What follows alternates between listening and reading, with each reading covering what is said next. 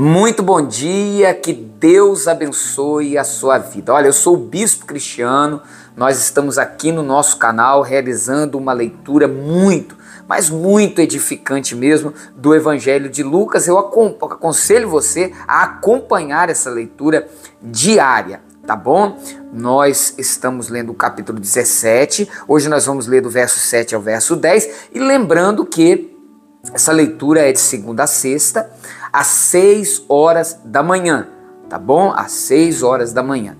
E se você ainda não é inscrito no canal, se inscreva no canal, e eu gostaria que você compartilhasse essa mensagem com pessoas que você conhece, e eu tenho certeza que você conhece pessoas que estão ofendidas, que trazem no coração um trauma, que trazem no coração um complexo de inferioridade, que trazem no coração, muitas vezes, uma mágoa, tá?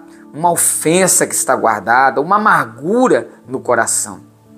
E isso tem feito mal para essa pessoa. Então, compartilhe essa mensagem para ela, porque eu tenho certeza que essa mensagem vai ajudá-la em nome de Jesus, tá? Então, a primeira coisa que nós vamos aprender aqui, e lembrando do que nós falamos ontem, é o que Jesus disse. É inevitável que venham os escândalos, entenda-se ofensas, são inevitáveis. Ou seja, traição, abandono, rejeição, ingratidão, todas essas coisas que não são agradáveis, não são nada boas, elas são inevitáveis. Então, se Jesus disse que seriam inevitáveis, nós deveríamos nos preparar para que quando estas coisas acontecessem, nós reagíssemos de forma correta, tá?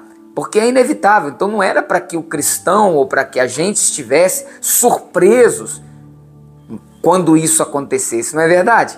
Porque ele disse que era inevitável, não é assim? Então Jesus fala sobre o fato de ser inevitável e ele fala também sobre o perdão, a importância do perdão. Por quê? Porque nós não podemos cair na armadilha do diabo de guardar no coração mágoas, ressentimentos, que vai levar a trazer muitos problemas, mas muitos problemas mesmo para a nossa vida, tá?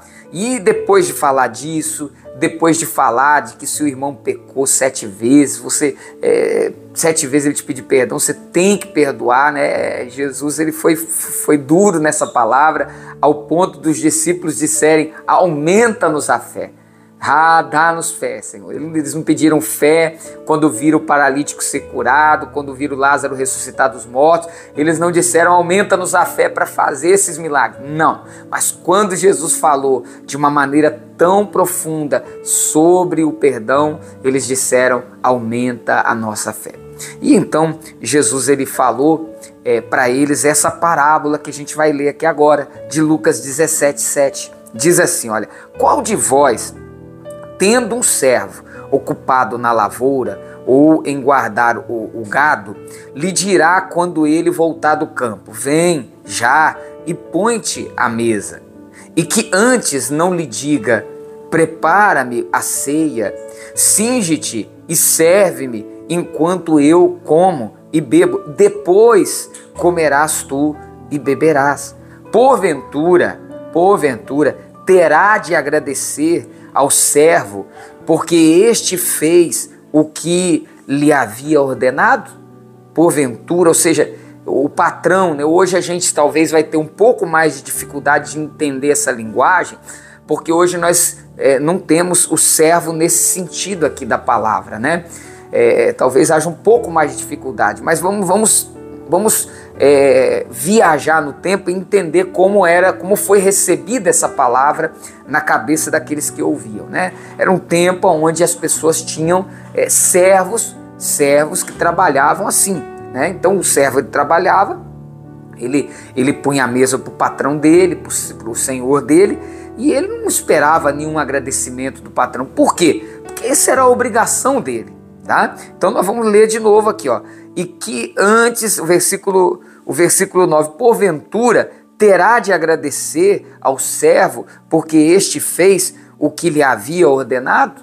né? Assim também vós, depois de haverdes feito quanto vos foi ordenado, dizei: somos servos inúteis, porque fizemos apenas o que devíamos fazer.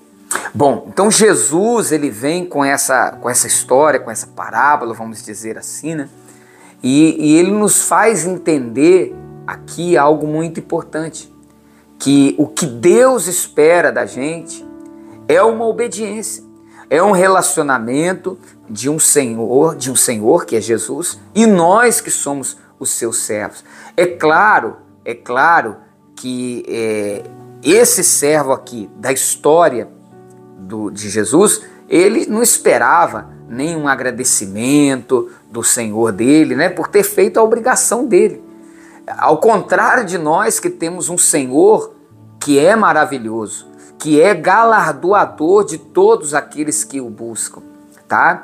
Então, se aquele servo fazia tudo aquilo sem esperar a um reconhecimento, nós que temos da parte do Senhor a promessa de um galardão, a promessa de uma recompensa, devemos obedecer ao Senhor com maior alegria, com maior prazer ainda. É isso que eu entendo aqui dessa palavra. Aliás, o servir a Deus não deve ser um dever, uma obrigação, e sim um prazer.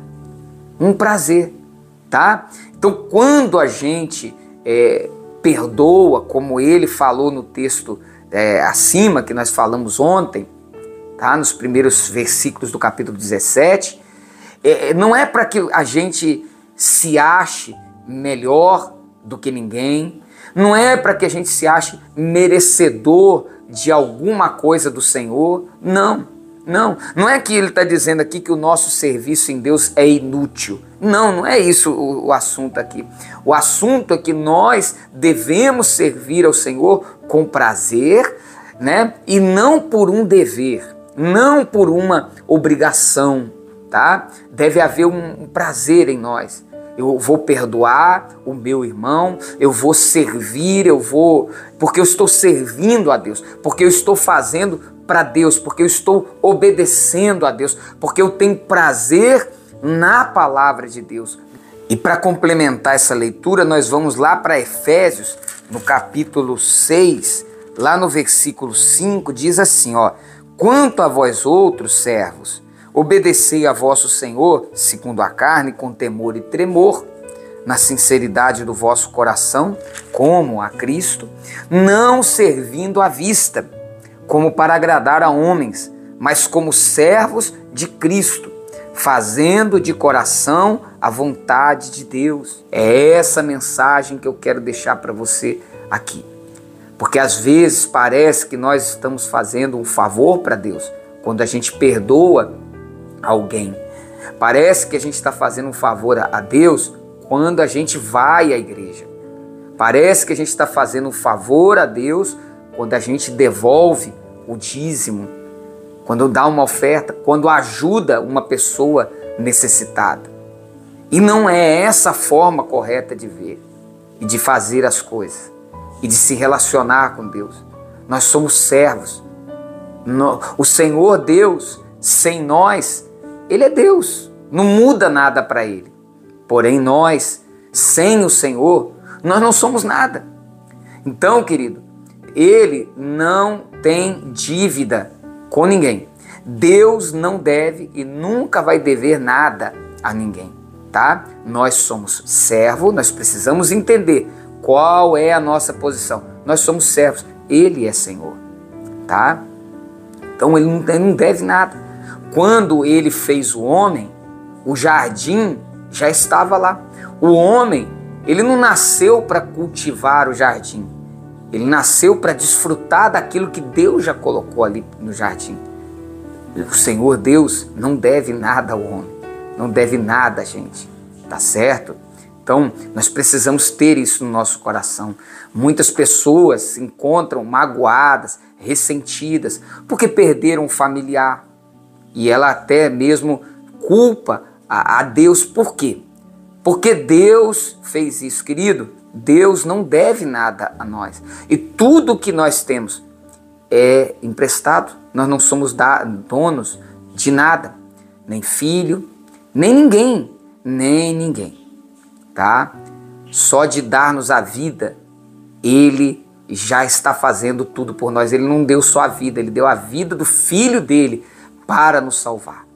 Então guarde isso no seu coração. Eu sei que quando perdemos alguém que nós amamos, tá? Dói, machuca, mas nós precisamos entender que todo esse processo de perda, de dor, é fruto de um lugar que o próprio homem, que nós mesmos nos colocamos, debaixo da maldição do pecado. E o que o Senhor tem feito e quer fazer é tirar-nos desse lugar, tá? Através do nosso Senhor e Salvador Jesus Cristo.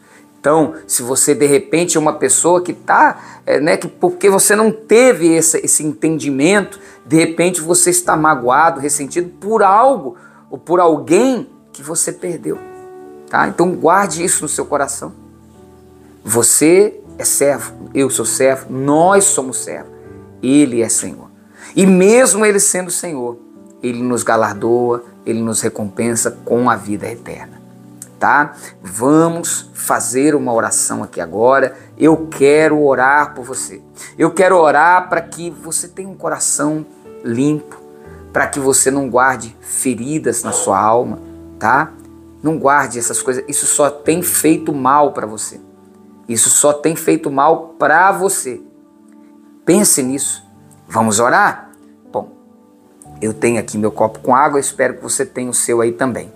Senhor, nosso Deus e nosso Pai, em nome de Jesus, eu quero te pedir por pessoas agora que se encontram com a sua alma ferida, machucada, pessoas que os homens as feriram, pessoas que talvez também, por não ter o entendimento correto da forma como se relacionar com o Senhor, pensavam que tinham coisas, pessoas, direitos e se decepcionaram, talvez até mesmo com a fé, com o Senhor.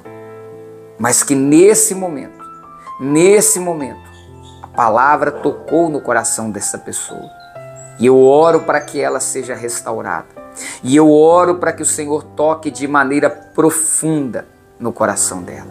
Para que o Senhor a liberte desse sentimento que tem sido a raiz de tantos problemas na vida dela.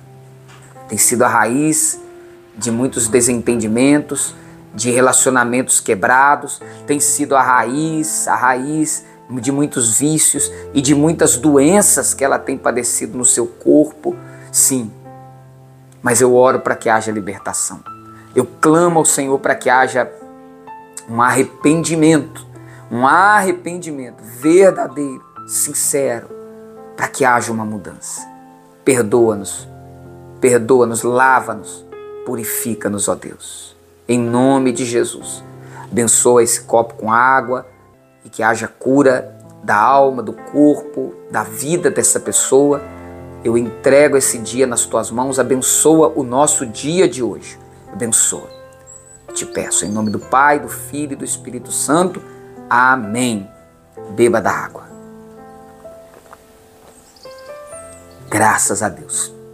Um forte abraço, um bom dia, fiquem com Deus.